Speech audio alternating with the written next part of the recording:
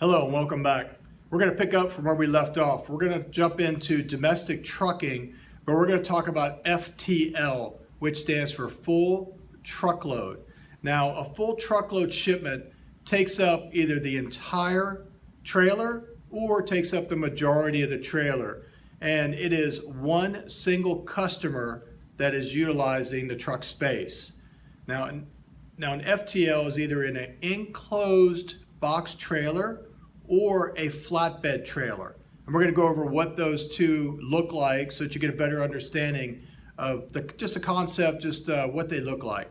So let's go ahead and jump into when someone speaks about an FTL service, they're usually referring to a 48 or a 53-foot enclosed box trailer, which is also known as a dry van.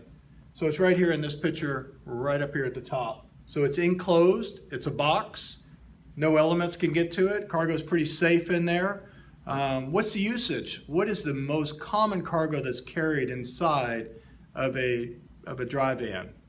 So the most common would be box cargo, crated cargo, palletized cargo, etc. So people will use, they'll use the entire truckload for any sort of commodity that you can think of. Anything that fits inside that enclosed container.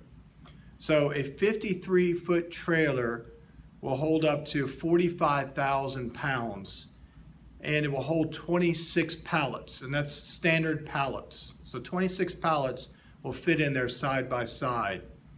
Now truckload drivers, this is just a little factoid that I found. I thought it was pretty cool, thought it was pretty interesting. I don't know what you could use it for, but who knows, you never know. Maybe you can use it with your friends when you're, on a road trip, or maybe you can use it when, you're playing some kind of game, but a little factoid here. So a truckload driver on average will drive 43 miles per hour. And this includes any traffic jams or any stops that they have to make, but that was pretty cool. So the driver's doing 43 miles an hour on average with all of his traffic stops, stop at, the truck stops, whatever a truck driver does, right? Anyway, so let's jump on. Now, a trailer can either be dropped at a facility, which means that the driver will unhitch it and he'll go ahead and leave this box there at their facility so they can load it at their own pace. And then the same thing when they want to unload. They can either leave the box trailer there so that they can unload it, and then the driver will come back and pick it up. Also, the container or the dry van will pull up to a dock high. We talked about this when we referred to LTL cargo. So if you want to know what a dock high loading looks like, just refer back to the LTL video. Also, if you don't have a dock high, then what they can use is a forklift. So they'll use a forklift to get it up into the truck, and then they'll use a pallet jack to move the cargo from the back of the truck to the front of the truck until the truck is full. Now there's options that you could get with this trailer, so you need to be mindful of the options.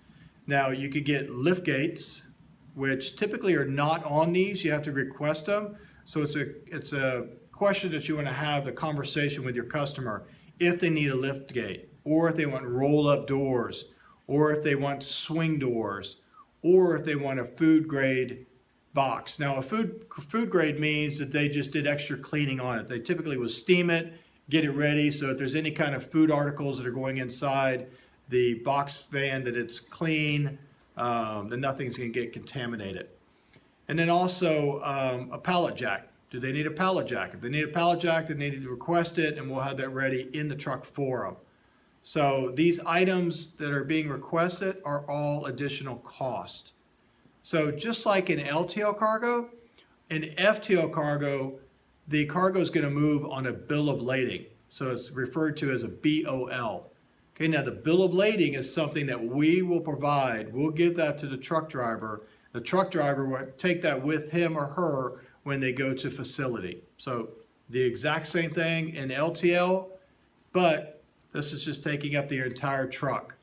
Now, let's jump into flatbed. So a flatbed is right here in this picture. Just exactly what it says is a flatbed. It's one smooth, flat surface. So Flatbed trailers come in 20 foot, 40 foot, 42 foot, and 45 foot. So the common use is designed to transport cargo that typically will not fit in a standard trailer. So in the dry van that we just spoke about. So if it won't fit in here, then the next option is to put it on a flatbed. So a flatbed will take in-gauge or out-of-gauge cargo. Now, what am I talking about? So in-gauge cargo, just imagine that this thing had walls, okay? In-gauge cargo, it would fit on this flatbed without any protrusions, nothing hanging off the back, nothing hanging off either one of the sides, and nothing too high. So now out-of-gauge cargo, of course you can imagine, is the cargo hangs off of the back, the cargo hangs off of the sides, or the cargo is a little higher than, of course, than the deck of the flatbed. So the maximum weight that a flatbed will hold is 48,000 pounds. The width is 102 inches, which is 8.5 feet. The maximum height is 102 inches, which is 8'5". Now just keep that in mind. Now, I don't expect you to write all this down. Just like in the other documents, I will upload these so that you'll have access to these so you can have them in front of you. I don't expect you to memorize it right away, but just get used to the terminology and just get used to what it looks like, and just start to expand with your creativity, with your mind, on how the cargo is going to be loaded into these two pieces of equipment. So what's the advantage of an FTL? Well, it's a dedicated truck with only your cargo, right? So there's nobody else in there. There's no rehandling. So unlike LTL cargo, which is going to stop at a CFS station or stop somewhere to be transloaded into other trucks and then sent out, this cargo is only going to be loaded. It's only going to be handled at loading, and it'll be handled at the unloading only. That's it. So it's a less risk for damage, right? In most cases, it's a faster transit time than LTL, unless it's a long haul. Let's say they have to go across the entire country. Then, of course, you're limited by the driver's regulations or the road limitations as far as how long he or her can drive. And we'll talk about that in just a second. So another advantage is that the truck's going to be delivered after hours and also on weekends. Can't get that with LTL freight. So you get 2 hours to load and 2 hours to unload. Unless they request that we drop the trailer, then they can take whatever time they need as far as, but then time will start running up on the trailer. Like they'll want their trailer back. They'll give them a few days free, and then after that they'll charge them. But just keep in mind, they get 2 hours to load and 2 hours to unload. That's a lot different than LTL cargo. Also, a trailer can be dropped, what we just talked about, and it can also be picked up at loading or unloading. Now, what is a disadvantage? So the disadvantage is that drivers are regulated by the government with how many hours they can drive per day. So that's going to pretty limit you as far as if the driver's got to drive 16 hours or 18 hours, he or she's going to have to pull over and get some rest. Next day, put it back on their books so that they can start driving again. Now, how do you get around this? So how you get around this is by offering a team driver service. So just like it sounds, there'll be two drivers, and the two drivers will alternate on the drive. So one will drive the maximum they can drive as far as their hours, and then they'll switch over to the other person, and that person will drive theirs. So that will help you get the cargo there faster, and also it's just a way around the regulation, but it's a legal way around the regulation, right? So I got to change my page here. So now how is cargo priced? So unlike an LTL cargo, FTL cargo is based on miles driven, okay? It's also based on the trade lane. So if it's a high travel trade lane, then the better the rate. Because of course, once that driver gets to the location and he or she drops off the cargo, they want to be able to find another load so they can get themselves back out of that town or city, wherever they're at.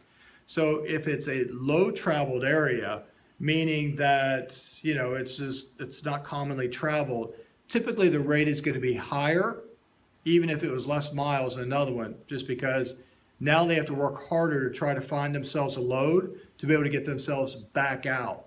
And it's all about keeping that driver as far as efficiency and he or she making as much money as they can by utilizing being able to pick up load, drop off a load and be able to pick up another load. So just keep in mind that it's based on miles and it's based on your trade lane. Okay, so the higher the trade lane, the more traveled that trade lane, the lower the rate, the less traveled, the higher the rate. Another thing to consider, and it doesn't weigh as much, but the commodity. So the commodity will be a little bit higher. Let's say, for example, if the cargo is hazardous. And what I mean by hazardous is, of course, flammable, gas, chemicals. It's a higher risk for the driver, so typically they'll charge you higher for that. Let's say if we're driving high value cargo, then of course the rate will be a little bit higher if it's high value cargo because of the risk to the trucking company. So what is needed in order to price cargo? So to price FTL cargo, you're going to ask, is this going to be a box trailer or do you require a flatbed? Then you're going to ask for the origin zip code. Then you're going to ask for the destination zip code. Then you're going to ask for the commodity. Just want to get you used to asking for the commodity anyway, because you're going to need commodity in pretty much all the services that we discussed. So it's not going to hurt to get yourself used to asking for a commodity anyway, okay? You're going to ask for the dimensions. You're also going to ask for the weight and the number of pieces. So if they request a flatbed, then your next question is going to be, do you want a tarp or no tarp? So I know you understand, but I'm going to go ahead and explain it anyway. So a tarp is once a cargo goes on, then the driver will literally tarp the cargo, secure it so that water will not get inside on the equipment. Now, it's not 100% guaranteed that water is not going to get inside the tarp, but it is, some protection. If the customer is worried about the cargo being wet, then it's got to go into a box trailer. There's really no way around that. Okay, so that's pretty much FTL services. It's pretty simple.